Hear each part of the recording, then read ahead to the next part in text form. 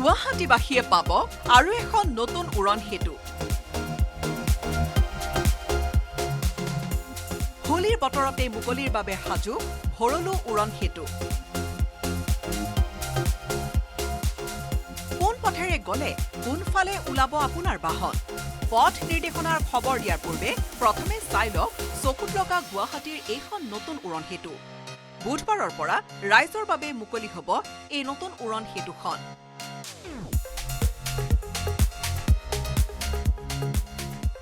ৰাইজৰ বাবে মুকলি হ'ব এইখন নতুন দীনেশ চন্দ্ৰ গোস্বামী উৰণ সেতু। মুকলিৰ পূৰ্বে সম্পূৰ্ণৰূপে সাজু হৈ উঠিছে ভৰলুমুখৰ এইখন নতুন সেতু। মাজত মাত্ৰ আৰু কেইটামান সময় আৰু তাৰ পিছতে গুৱাহাটী মহানগৰবাসীয়ে উপহাৰ পাব আন এখন উৰণ সেতু। এই মুহূৰ্তত মই গুৱাহাটীৰ নৱনিৰ্মিত ভৰলুমুখৰ উৰণ সেতুখনৰ ওপৰ ভাগত উপস্থিত আছোঁ আৰু কাইলৈ বুধবাৰ ৰাজ্যৰ মুখ্যমন্ত্ৰী ডক্টৰ হিমন্ত বিশ্ব শৰ্মাই মুকলি কৰিব এই নৱনিৰ্মিত উৰণ সেতুখন। প্ৰায় 100 কোটি টকীয়া সেতুখনৰ দৈৰ্ঘ্য 1.2 কিলোমিটাৰ। নতুন এই উৰণ সেতুখনে দূৰ কৰিব দীৰ্ঘদিনীয়া ট্ৰাফিক সমস্যা। ভৰলুৰ মাজেৰে যোৱা ৰেলৱে পথৰ ওপৰেৰে নিৰ্মাণ কৰা হৈছে এই পকী দলংখন। সৰ্বমুঠ দৈৰ্ঘ্য 1.2 কিলোমিটাৰ। পূৰ্বে উল্লেখ কৰিছোঁ যে প্ৰায় 100 কোটি টকা নিৰ্মাণেৰে এই উৰণ সেতুখন ইতিমধ্যে প্ৰায় সাজু হৈ উঠিছে আৰু মুখ্যমন্ত্ৰীগৰাকীয়ে বুধবাৰে আহি তেওঁৰ হাতেৰে এই উৰণ সেতুখন ৰাইজৰ বাবে উৎসৰ্গিত বা মুকলি হ'ব। 4 মাৰ্চত মুখ্যমন্ত্ৰী ডক্টৰ হিমন্ত বিশ্ব শৰ্মাই মুকলি কৰিব সেতুখন। তাৰ পূৰ্বে দলংখনত উজ্বলাই তুলিবলৈ শেষ আখৰাত ব্যস্ত শ্ৰমিকসকল। এই দলঙৰ তলেৰে যাব লাগিব পল্টন বজাৰ 8 গাঁৱৰ AT ৰোড হৈ আদাবাৰী জালুকবাৰী দিশে অহা বাহনসমূহ।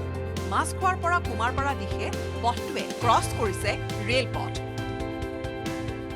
দীনেশ চন্দ্ৰ গোস্বামী উৰণ সেতুৱে মূলতঃ 3টা পথ সংযোগ কৰিব।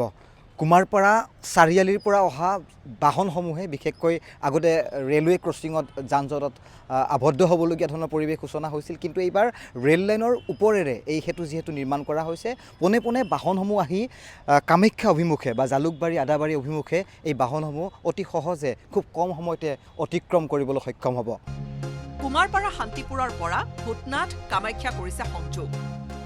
বিশেষকৈ দীৰ্ঘদিনীয়া সেই যান জঁটৰ ছবিসমূহ আমি নেদেখিবলৈ সক্ষম হ'ম, কাৰণ ভৰলুমুখ উৰণ সেতুখন এনেকুৱা ধৰণে নিৰ্মাণ কৰা হৈছে যে ইয়াত মণিৰাম দেৱান পথ, একেদৰে শান্তিপুৰ ভৰলুৰ যিটো সংযোগী বা ভিতৰত আৰ্য কলেজ, ঠিক একেদৰে আমি ভৰলুমুখৰ এই যিখিনি নৈৰ ওপৰত থকা পুৰণা সময়ত যি ধৰণৰ যান জঁটৰ এখন ছবি দেখিছিলোঁ, সেয়া ক্ৰমে আমি অতীত হ'বলৈ যাব। কাৰণ এই উৰণ সেতুখনেই বিশেষকৈ গুৱাহাটী মহানগৰীৰ এই টুকুৰা স্থানক এক প্ৰকাৰ যান জঁট নিৰ্মূল কৰিবলৈ সক্ষম হ'ব।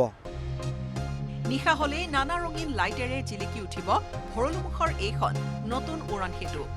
দীনেশ গোস্বামীৰ নামেৰে নামাকৰণ কৰা ভৰলুৰ এইখন উৰণ সেতুৱে এতিয়াৰে পৰা যান জঁটৰ পৰা সকাহ দিব বৃহত্তৰ অঞ্চলটো। গুৱাহাটীৰ পৰা দীপাংকৰ দাসৰ report, news 18 Assam north east. আপুনি বিচৰা বাতৰি পাব কেৱল নিউজ 18 এপত। নিউজ 18 এপ ডাউনলোড কৰিবলৈ স্কেন কৰক এই QR কোড। গুগল প্লে ষ্টৰতো পাব এই নিউজ 18 এপ।